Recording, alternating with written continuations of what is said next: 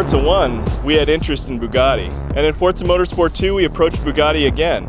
But at that time, Bugatti wasn't really interested in being in video games. But video games today have broadened out, and they're actually part of mass media. So I think that's opened up the door for us to do something with Bugatti. So now they're actually excited to be in video games. They're excited to be in Forza Motorsport. Design identifies the cars that we want to build based on how desirable they are. The Bugatti Veyron's a no-brainer. It's probably the most coveted car in the world right now. The style of the Veyron is very classic, sort of Art Deco. If a beautiful woman of the Roaring 20s stepped out of the car and the woman would perfectly complement each other.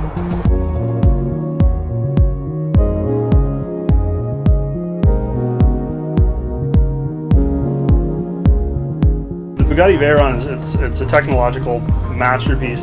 Not so much in that it made 1,000 horsepower, because that's really not that difficult to do with an 8-liter engine, but more in the sense that it's drivable as a 1,000 horsepower car. An automatic gearbox that can take a 4,400 pound car and 987 horsepower and put it to the ground with all-wheel drive and not blow up. And it's got to do that for 120,000 miles. And it's not even just like the power or anything, it's the scale. This is a 1,000 horsepower, 16-cylinder, 4-turbo motor that's smaller than a big block Chevy. And the Veyron itself is 5 inches shorter than the current market Jetta. It's not even a big car. To have such a beautiful design and be able to hit 250 without just frisbeeing off the road, it's just incredible.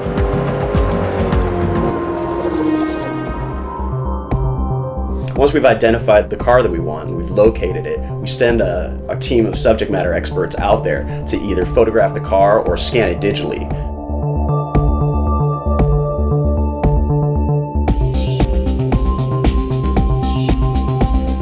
This is, in some ways, the most exciting job on the team because you get to put your hands directly on the metal of cars that most people will never see in person. One of the new features for Forza 3 is cockpits. This presents an interesting challenge from a modeling perspective because it's so hard to get the sense of scale from inside the cockpit and communicate that in game.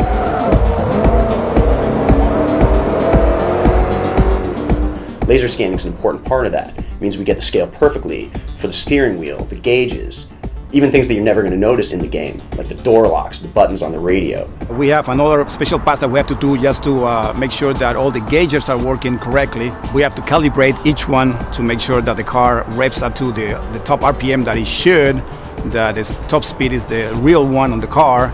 There's a lot of work done into that.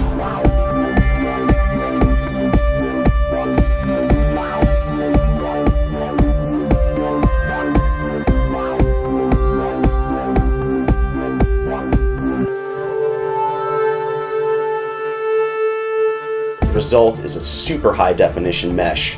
For Forza 3, we've completely revamped the graphics engine. We're pushing 10 times as many polygons as we have on any previous version. It manifests itself by what you see in the game. The beautiful lines of curvature, the detail, and the lights and the lenses.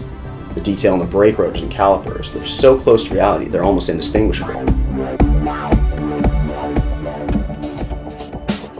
What you see in game is what we saw on site as we photographed and scanned the car. And the cool thing is not many people in the world have seen this car in person, only in pictures. Some people haven't even seen the interior of this car.